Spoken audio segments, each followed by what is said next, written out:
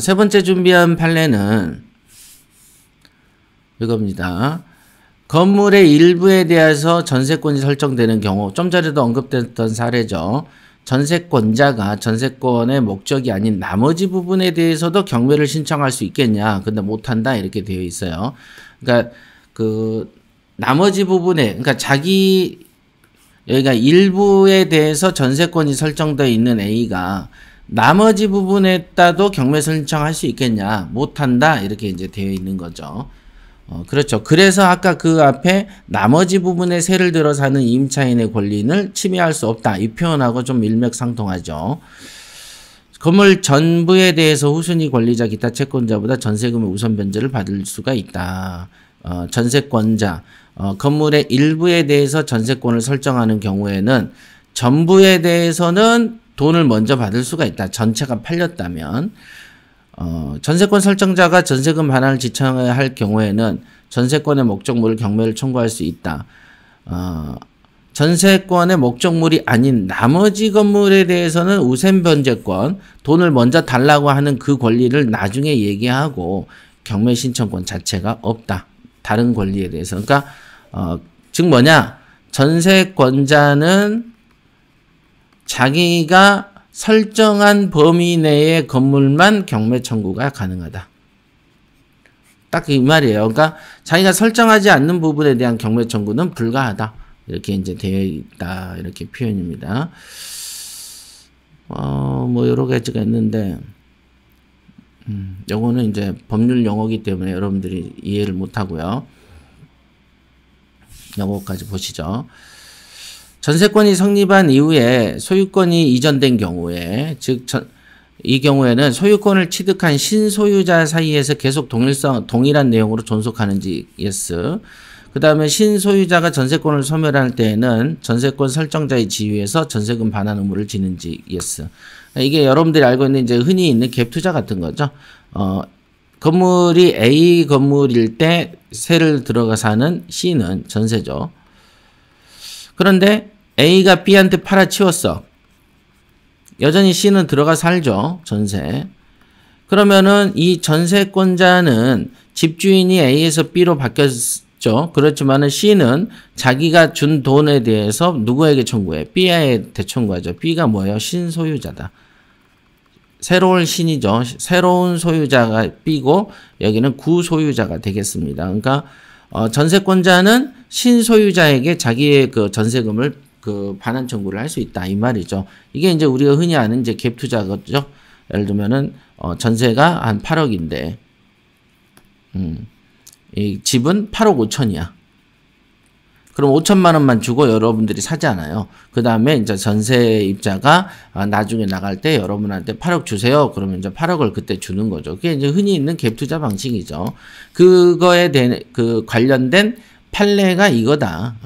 판례가 신소유자는 전세권이 소멸하면 집주인의 입장에서 전세금의 반환 의무를 부담한다.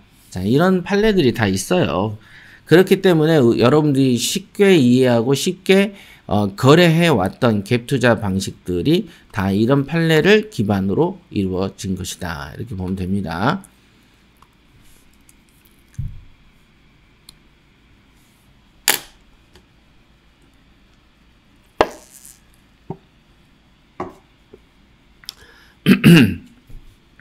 자, 그래서 선순위 전세권이 있는 여러 가지 물건에 여기 지금 보면은요. 경매 이제 설정해서 특수 물건에 선순위 전세권이라고 써져 있는 것을 제가 이제 클릭을 해놨어요. 그래서 이제 선순위 전세권이 있는 지역의 물건을 딱 검색을 하니까 첫 번째 물건이 이제 아파트가 있는데 경북 구미시에 있다 이거예요. 7,900이 1,800 되어 있는 게 있어요. 그래서 이걸 클릭해 보면은 이렇게 이제 나오죠. 그죠? 그래서 보면 7,900이 1,800 되어 있으니까 좀 싸다란 느낌 오죠. 18평이고 구미죠. 그러니까 사실은 정말 싸긴 싼 거죠. 많이 싸죠. 지금 현재 가격으로만 보면 엄청 싸죠. 그러니까 우리가 7곡에 이제 갖고 있는 그 로얄 아파트 같은 경우에가 이제 전세가 이제 5,500에 들여놓은 입장인데 그게 이제 전용 28평이거든요. 근데 7곡보다는 당연히 이제 구미가 더 좋지 않겠습니까? 그러나 이제 외견상 1800이니까 아, 싸다라고 생각이 들 수밖에 없는 물건이죠. 그래서 이제 정말 그런가? 그래서 이제 밑으로 이렇게 쭉 내려보면은 벌써 권리관계가 노란색이 딱 떠 있죠? 등기부상의 노란색, 요게 뭐라 그랬어요? 소멸 기준이 되는 거예요. 소멸 기준이 되고 소멸 기준 위에 있는 전세권이 이렇게 있어요. 2019년 5월이 소멸 기준인데 2016년 9월이기 때문에 얘는 뭐라고 합니까? 선순위가 되는 것이고 선순위는 뭐라고 했어요? 인수할 수밖에 없다라고 표현이 되어 있죠. 그런데 인수를 해야 되는데 그러면 인수 보증금이 얼마냐 했더니 8천이래. 응? 그럼 8천을 내가 인수를 해야 됩니까? 라는 이제 생각이 탁 떠오른다 이거야. 그런데 어떤 경우에가 소멸한다고 했습니까? 전세권자는 1번 강제경매처럼 경매를 쳤다. 1번 경매 신청. 2번 배당 요구. 이렇게 돼 있죠? 경매 신청 배당 요구인데 보세요. 경매를 신청했는데 전세권자가 경매를 쳤는가를 한번 보세요. 전세권자가 이 정대영이니까 똑같은 그 전세권자의 이름은 같습니다만은 전세권으로 경매를 치면 우리는 이거를 임의경매라고 표현을 합니다.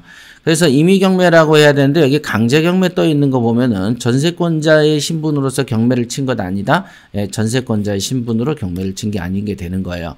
왜냐면은 강제경매이기 때문에 그렇습니다. 그러면 이 말은 뭐냐? 정대영 씨가 이 8천만 원에 대한 채권으로 확보해가지고 이 채권을 가지고 경매를 쳤겠구나. 강제경매겠구나. 이렇게 보여집니다. 그러니까 이 정대영 씨는 전세권도 설정했고 전입신고 확정일자도 했기 때문에 이 사람은 임차인으로서의 지위도 갖고 있습니다. 그러니까 두 개 다 지위를 갖고 있어요. 하나는 전세권자고 하나는 임차인의 권리인데 임차인의 권리로서 경매를 친 거죠. 여기 강제경매는. 왜냐하면 전세권자가 경매를 치면 임의경매로 뜨게 되어 있습니다. 그러니까 경매 신청한 경우가 아니기 때문에 우선 전세권은 소멸하지 않습니다. 그러면 배당 요구를 했는가, 전세권자로서 배당 요구를 했는가 봤더니 정대영 씨는 전입신고 확정일자 배당 요구함으로써 임차인으로서의 배당 요구를 했구나. 이 사람은 애초부터 전세권자로서의 경매 신청도 안 했고 배당 요구도 하지 않았습니다. 그러니까 전세권은 소멸되지 않습니다. 이 경우에 그렇게 돼서 여기 그 있네요. 매각에 의해서 소멸되지 아니한 것은 전세권 설정을 소멸하지 않아요. 이렇게 적혀 있는 게 그래서 그런 겁니다. 그리고 있죠. 최선순위 전세권은 매각으로 소멸하지 않고 매수인에게 인수된다라는 표현이 왜 있느냐. 여기가 강제경매였고 배당 요구도 전세권자를 하지 않았기 때문에 전세권은 그대로 존속하는 것이다 라고 볼 수 있습니다. 자, 그러면은 전세권은 존속하지만은 임차인으로서는 어떤가 볼까요? 전입일자는 2016년이고 19년이니까 선순위 임차인이네. 선순위 임차인이라는 권리는 뭐죠? 보증금이 전액 편제되지 아니하면은 잔액을 매수인이 인수한다. 다 받을 때까지 안 나갈 권리다라고 이제 얘기를 법을 배우지 않았습니까? 그렇기 때문에 당연히 지금 현재 1,700만 원이 최저가니까 만약에 3천만 원의 낙찰을 받았다고 생각을 할 경우에 낙찰을 3천에 받으면 3천을 누가 가져가? 얘가 가져간다고. 정대영이가. 그러면 못 받은 돈 5천만 원이 존재할 것이다. 그럼 5천만 원을 다 받을 때까지 안 나갈 권리가 정대영 씨한테 있죠. 그러니까 여러분들이 3천에 낙찰 받으면 5천을 또 물어줘야 되죠. 그러니까 이 집은 주거나 사나 8천에 살 수밖에 없는 집이 되는 거예요. 주거나 사나. 왜냐하면 3천에 사도 5천을 물어줘야 되고 2천에 사면 6천을 물어줘야 되는 입장이 되거든요. 아시겠어요? 그럴 바에는 뭐 돈이 내가 없어. 그러면 결국은 지금 1,700이니까 2천 주고 사버리고 나머지는 그 나중에 새로운 전세를 들여서 그 사람에게 나머지 돈 6천을 주고 넘길 수는 있겠죠. 그죠? 그러니까 지금 이거는 2천을 쓰나 3천을 쓰나 8천을 쓰나 매 한 가지이기 때문에 여러분들 입장에서는 이왕이면은 어떻게 해야 될까요? 이왕이면은 어떤 사람은 내가 다 인수하니까 2,500 쓰고 어떤 사람은 3,000 쓰면 어차피 물어줄 돈이니까 3,000 쓰는 놈이 1등 하겠죠.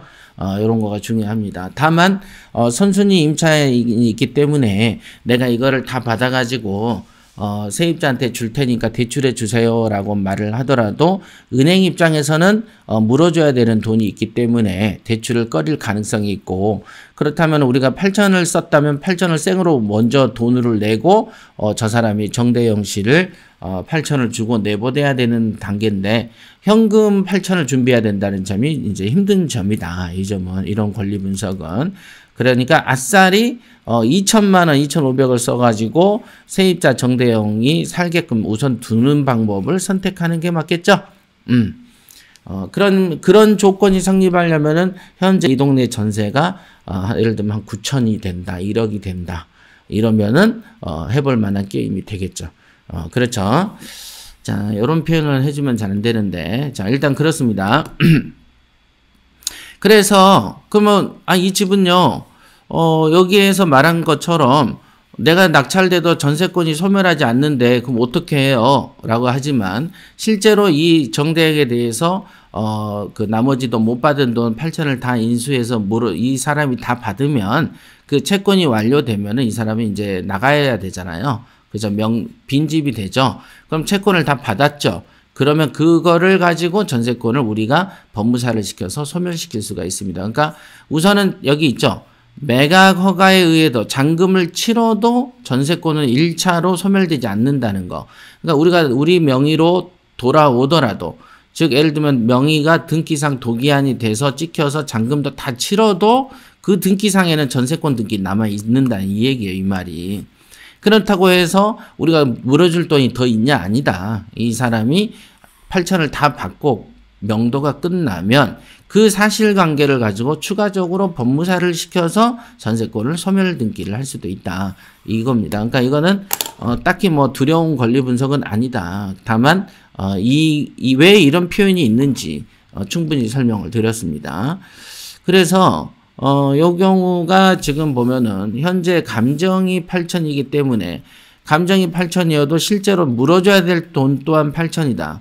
그러니까 이거는 적절한 시세 조사를 해보면 되겠죠. 한번 해볼 수 있겠네요. 그죠? 시세 조사 이 동네에 사는 사람들은 전화 한 통화만 할 수 있잖아요. 자, 여기까지가 이제 그 전세권에 대한, 선순위 전세권에 대한 강의를 다 했습니다. 뭐 판례도 법률에 대해서 민법과 민사집행법에 있는 법률 얘기도 좀 했고요. 안 했구나. 민사집행법 얘기를 안 했네. 법률에 있어서요. 잠깐 보도록 하겠습니다. 요 밑에 제가 꾸며놓은 게 있는데, 민사집행법상 전세권으로 검색을 했을 때 나타나는 조항은 84조, 91조, 148조거든요. 근데 이제 91조에 대해서는 인수주의하고 잉여주의, 이거는 저번 시간에 우리 3강에서 배웠던 거예요. 그죠? 전세권에 해당하는 것은, 전세권은 그 말소 기준 권리에 대항할 수 없으면 소멸한다고 써 있던 거, 이거 저번 시간에 한 거예요. 그래서 뭐 특별한 건 없습니다. 요 앞에 위에 있는 그 84조 같은 경우도 84조에 이제 전세권이 어디에 있나?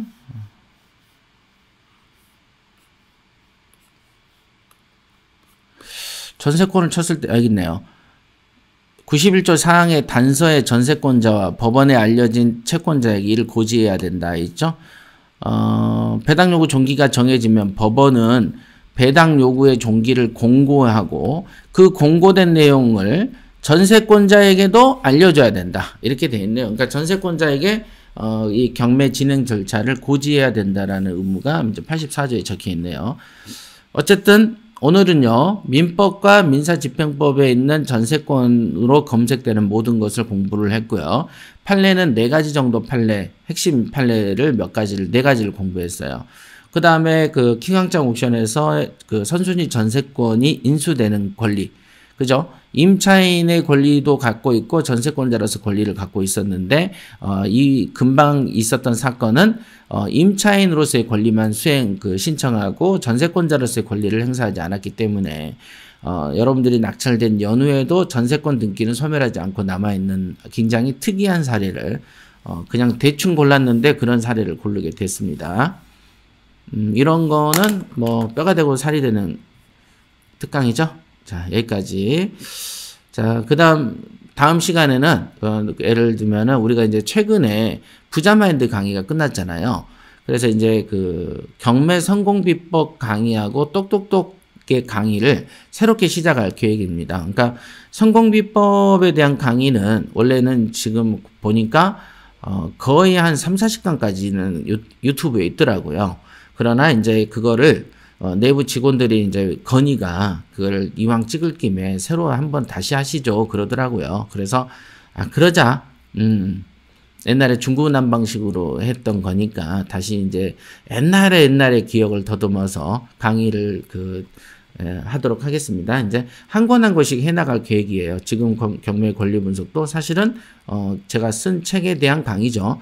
근데 여기 끝나면은 예를 들면 유치권의 강의를 하겠다 그러면 이제 유치권의 강의 책을 제가 한 10페이지, 20페이지 써가지고 그걸로 계속 강의를 할 수도 있는 이제 그런 식으로 진행을 하도록 하겠습니다. 자, 그럼 오늘은 여기까지 하도록 하겠습니다.